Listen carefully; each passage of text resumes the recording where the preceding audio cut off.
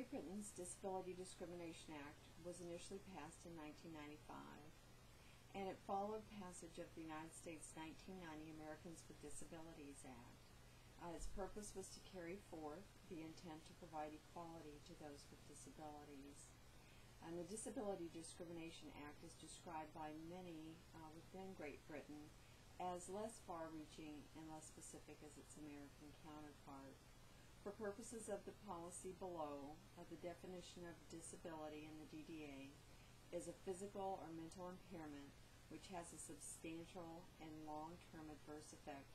upon the ability to carry out normal day-to-day activities. Today I'm going to look at the education of disabled persons and further in higher education of disabled persons, Part 4, Section 29 and 30 under the DDA. This portion of the DDA requires that each county, voluntary, or grant-maintained school shall include an annual report containing information as to, first, the arrangements for admission of disabled pupils, second, the steps taken to prevent disabled pupils from being treated less favorably than other pupils, and third, the facilities provided to assist access to the school by disabled pupils. Disabled pupils means pupils who are disabled for the purposes of the definitions of the DDA, and annual reports must be prepared under the Articles of Government for schools in accordance to Section 30 of the Act. Under Section 30, the annual report must include, first,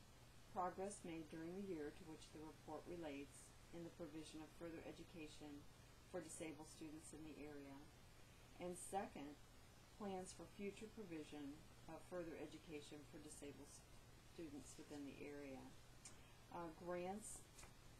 loans, of other funding required that schools of higher education must publish the required reports, and local education authorities are also required to publish disability statements which contain descriptions of provision of facilities for further education by the local education authorities with respect to disabled persons. This, I believe, is a disability explicit policy, as it addresses only requirements to accommodate disabled students within the learning environment. And in terms of legitimacy, I believe it is legitimate with regards to material rights and benefits, as it creates equal educational opportunities for those defined as disabled by the DDA. Even though this policy is directed to accommodation of those with defined medical disabilities, I would still consider this to be an exterior policy because its primary focus is upon changes in the physical and social environment, and it doesn't require each individual student to be qualified to benefit from these changes. I do believe that the policy suffers from a lack of specificity, and I do believe, though, that the intent is to aim for full juncture where the physical and social environment allow full educational access and social integration for disabled pupils. Reports do require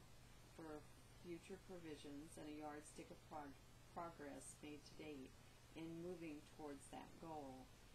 One gray area that I questioned is whether or not full accessibility is provided to the students,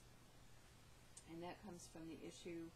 of disabled students in the United States being provided limited choices in exchange for access, and that's something that I feel that this policy doesn't clearly address either.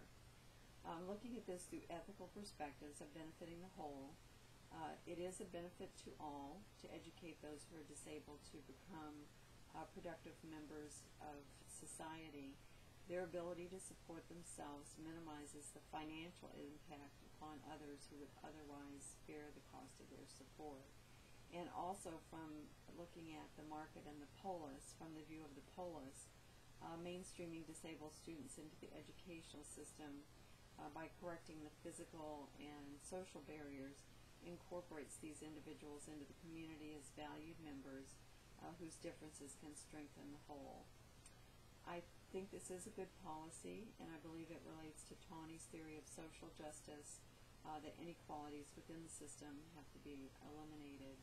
This ties in with the interactive model of disability, which states that disability is an outcome of the interaction between attributes of the individual and the entire physical, social, attitudinal, political, and culture world in which the individual lives. This policy seeks to correct those interactions, and I believe it also falls within the social model of disability that I believe policies in Great Britain do attempt to address.